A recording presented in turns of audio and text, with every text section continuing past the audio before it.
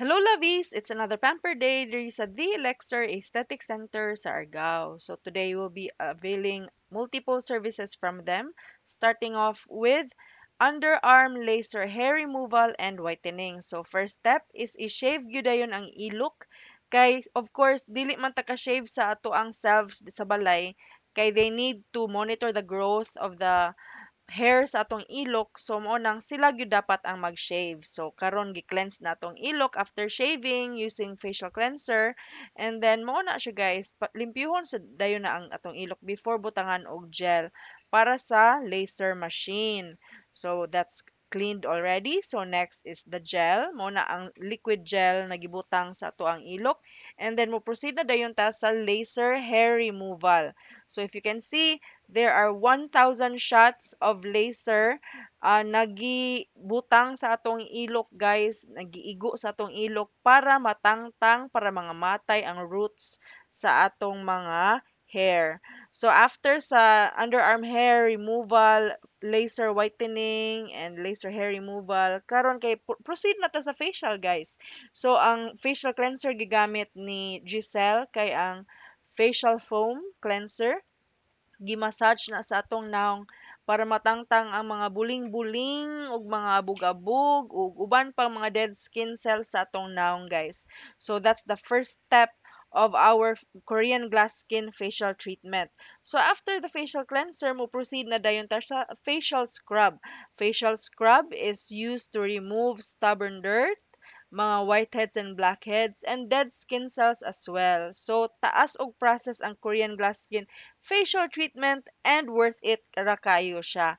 So, mana ron ang second step, the facial scrub. So, next step ana guys is if you can see na ay kanang steam. Ang steam is used to soften the pores ready for the pricking of our nose.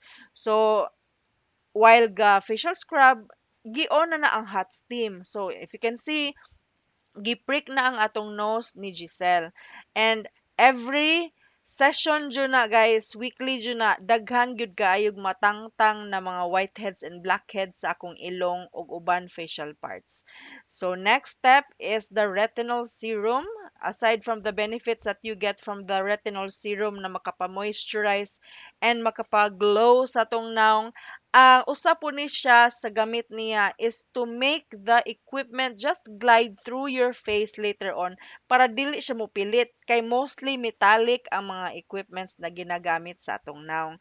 So afterwards, didto na dayon ta sa galvanic machine which is used to tone the face and flatten the pores according ni Giselle. Mao na siya ang benefit sa galvanic machine guys. So that is the next step sa Korean glass skin facial treatment. Then the next step is the dili kayo ko need ani pero part gihapon siya sa Korean glass skin facial treatment. This is the eye bag removal or the eye bag lightening process. Mag-focus na dayon na sa both eye bags nimo. Of course, lang sige usara ang pahiran na guys. Ang duha jud ka eye bags ang pahiran na para ma-lighten siya. Then we now have the ice head or the ice hammer, the cold hammer. This is used to close the pores because a while ago gi-open sa hot steam ang ato ang mga pores. Then para ready na ta balik sa street padung sa balay, of course maabuga na po na para di musud ang mga abog sa atong naong i-close ng atong pores. That's the purpose of the cold hammer. So next step anang cold hammer is the high frequency na medyo kuyaw-kuyaw baho pero part gapon siya sa Korean glass skin facial treatment. Ang kana it's used to remove or kill the bacteria because this is the antibacterial process in the facial treatment para mga tangtang ang mga bacteria na magka-cause og acne sa atong naong guys. Mao na siya ang purpose sa high frequency. And then last step is the pico laser. This is one of my favorites.